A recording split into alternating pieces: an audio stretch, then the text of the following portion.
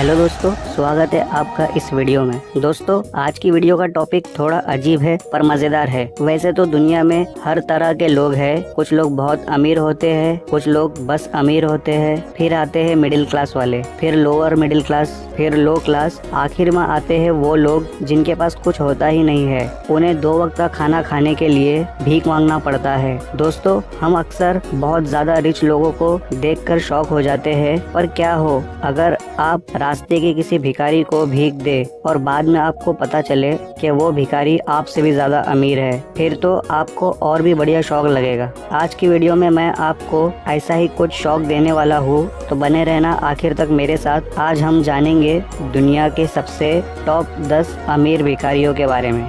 दोस्तों, अगर आपने इस चैनल को सब्सक्राइब नहीं किया है तो कर लो और बगल वाले बेल आइकन को भी दबा देना। इस लिस्ट की फर्स्ट पोजीशन पर है रोंगफेंग। रोंगफेंग चाइना का रहने वाला है। एक टाइम था रोंगफेंग जेजियांग शहर के सड़कों पर सोया करता था और भीख मांगा करता था। कभी नसीब से खाने को मिल जाता या कभी नहीं भी मिलता। एक दिन रोंगफेंग एक नूडल्स की शॉप के बाहर पड़ा हुआ था और उम्मीद कर रहा था कि कोई खाना दे दे। उस नूडल की शॉप से एक लेडी बाहर निकली। उसने रोंगफेंग को उस हालत में देखा, उसे खाने के लिए खाना दिया और उससे कुछ देर बात की। लेडी को बात करने पर ऐसा लगा कि वो कोई भिखारी नहीं है, बस बुरी हालत में है। रोंगफेंग ने उस लेडी से कहा कि वो भीख नहीं मांगना चाहता है। उस लेडी ने रोंगफेंग की मदद की, उसे और खाना दिया और कुछ पैसे भी दिए। उन पैसों से रोंगफेंग ने अपना बिजनेस शुरू किया और उस बिजनेस में ऊंची सफलता हासिल की और अमीर बन गया। फिर रोंगफेंग ने उस लेडी को खुशी से 1,63,000 US डॉलर दिए, जो भारतीय रुपए में होते हैं लगभग 1,14,00,000 रुपए। दोस्तों, रोंगफेंग की ये कहानी से पता चलता है अगर एक रास्ते का भिखारी यहाँ तक पहुँच सकता है तो आप कहाँ तक पहुँच सकते हो। सेकंड पोजीशन पर है Ted Williams. Ted Williams US का रहने वाला है। इस बंदे का एक बुरा वक्त हुआ करता था जब ये ओहायो की सड़कों पर भीख मांगा करता था। इसे कभी खाना नसीब होता, कभी नहीं होता, लेकिन इसे गाना गाने का शौक था। एक दिन ऐसे ही भीख मांगते हुए टेड विलियम्स गाना गा रहा था और ऐसे ही एक रिपोर्टर ने नोटिस किया और उसका वीडियो बना दिया और टेड का ये वीडियो वायरल हो गया। उस दिन से टेड विलियम्स की किस्मत बदल गई। अब ये गाने गाकर पैसे कमाता है और अपनी जिंदगी अच्छे से गुजार रहा है। थर्ड पोजीशन पर है कृष्णा कुमार गीते। कृष्णा कुमार भी मुंबई का ही रहने वाला है। ये बंदा जूने पुराने कपड़े पहनकर भीख मांगता है। कृष्णा कुमार गीते चरनी रोड से करीब में एक जगह है CP टैंक, वहाँ भीख मांगता है। कृष्णा कुमार दिन भर में लगभग 1500 से 2000 तक भीख मांग लेता है। दिन भर भीख मांगने के बाद कृष्णा कुमार गीते अपने नाला सुपारा के फ्लैट में रहता है और मजे से जिंदगी गुजारता है।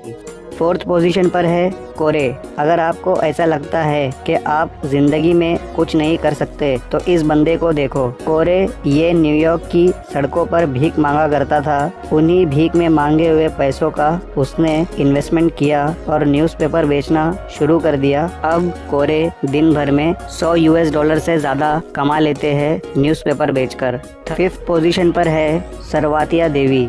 सरवातिया देवी बिहार पटना की रहने वाली है और पटना में ही भीख मांगती है। सरवातिया भीख मांगकर अपनी जिंदगी काफी अच्छे से बिताती है। पटना में अशोक सिनेमा से करीब में इसका एक फ्लैट है। इस फ्लैट के अलावा कुछ इन्वेस्टमेंट भी कर रखी है इसने इंश्योरेंस वगैरह में। सरवातिया देवी हर साल 36,000 रुपए इंश्योरेंस का प्रीमियम भी भरती है। इसके अलावा वो घूमना भी पसंद करती है। वो कई तीर्थ स्थानों पर जा चुकी है, देश के अंदर और देश के बाहर भी। इस लिस्ट की 6th पोजीशन पर है मस्सू।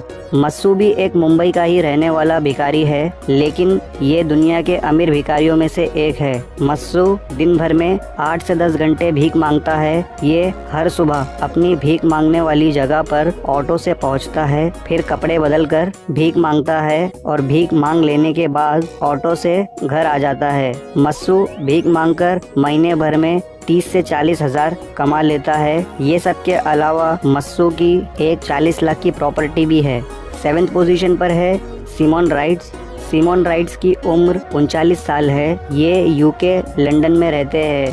सिमोन राइट्स पर ABSO ने मतलब वहाँ के लोकल कोर्ट ने कई बार बैन भी लगाया है भीख मांगने पर। सिमोन बाज नहीं आते हैं, वो अपना लिविंग स्टैंडर्ड मेंटेन रखने के लिए भीख मांगना नहीं छोड़ते। सिमोन अपने कुत्ते को साथ लेकर जाते हैं भीख मांगने। वो ज़्यादातर रेलवे स्टेशन पर भीख मांगते हैं क्योंकि वहाँ भीड़ बहुत ज़्यादा होती है।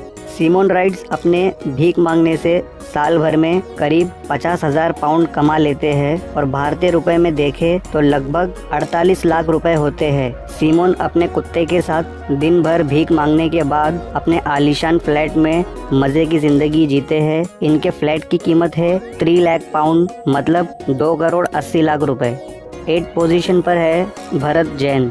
भरत जैन भी मुंबई के ही रहने वाले हैं जिनकी उम्र है इस वक्त 50 साल। भरत जैन शुरू से भिखारी नहीं थे, वो अपने बच्चों का करियर अच्छा बनाना चाहते थे तो इसलिए पैसे मांगा करते थे। इसी तरह मांगते मांगते उन्हें भीख मांगने की आदत लग गई। वो ज्यादातर मुंबई के परेल रीजन में भीख मांगते नजर आते हैं। भरत भीख मांगकर महीने भर में करीब 75,000 रुपए कमा लेते हैं। इस वक्त भरत जैन की प्रॉपर्टी में शामिल है 2 फ्लैट जिनमें से एक फ्लैट की कीमत है करीब 70 लाख रुपए। ये 2 फ्लैट के अलावा भरत जैन की एक जूस सेंटर शॉप भी है जिसे इन्होंने रेंट पर दे रखा है। हर महीने इस शॉप का रेंट 10,000 रुपए भी इन्हें आता है। 9th पोजीशन पर है संभाजी काले। संभाजी काले इंडिया के सबसे अमीर शहर मुंबई में रहते हैं। संभाजी काले और उनका परिवार भीख मांगकर अपनी जिंदगी गुजारते हैं। संभाजी काले और उनका परिवार दिन भर में 1000 से 1500 रुपए भीख मांगकर कमा लेते हैं। संभाजी काले मुंबई के आजाद मैदान या छत्रपति शिवाजी महाराज टर्मिनस पर भीख मांगते नजर आते हैं। ये दिन भर में करीब 8 से 10 घंटे भीख मांगते हैं। संभाजी काले ने अपना पैसा कुछ कंपनीज में भी इन्वेस्ट किया है। संभाजी काले के मुंबई में टोटल 3 घर है जिसमें से एक फ्लैट है और 2 घर चौल में है। दोस्तों, मुंबई में चौल में घर होना भी एक अच्छा खासा प्रॉपर्टी है। इस लिस्ट के 10th पोजीशन पर है आयशा। आयशा एक सऊदी अरेबिया की रहने वाली बूढ़ी औरत थी जिसकी उम्र लगभग 101 साल थी। उसे दोनों आंखों से दिखाई भी नहीं देता था। आयशा सऊदी के जेद्दा शहर में भीख मांगा करती थी। जब लोग इतनी बूढ़ी और ना देख पाने वाली औरत को भीख मांगते देखते तो उसे कुछ न कुछ पैसे दे ही देते। आयशा के मरने के बाद ये पता चला कि वो इतनी भी गरीब नहीं थी। उसके घर से 30 लाख सऊदी रियाल कैश में मिले। अगर भारतीय रुपयों में देखे तो करीब 5 करोड़ 85 लाख रुपए होते हैं और इसके अलावा 10 लाख रियाल की ज्वेलरी भी मिली। अगर ये भी भारतीय रुपए में देखे तो करीब 2 करोड़ की ज्वेलरी होती है और इसके पास 4 घरों की प्रॉपर्टी भी थी। लेकिन उसने एक अच्छा काम किया था। उसने मरने से पहले एक विल बनवाई थी कि उसके मरने के बाद उसकी सारी प्रॉपर्टी गरीब बेसहारा लोगों को दे दी जाए जिन्हें वो जानती है। तो दोस्तों, आज की वीडियो में इतना ही। वीडियो पसंद आया हो तो लाइक शेयर जरूर करना और इन अमीर भिखारियों के बारे में आपकी क्या राय है नीचे कमेंट करके जरूर बताएं। दोस्तों, अगर चैनल को सब्सक्राइब करोगे तो बेल आइकन का बटन जरूर प्रेस करना, नहीं तो आपसे आने वाली नॉलेज से भरी हुई मजेदार वीडियोस मिस हो जाएगी। दोस्तों, मिलते हैं नेक्स्ट वीडियो में। तब तक ध्यान रखिए अपना। Good bye.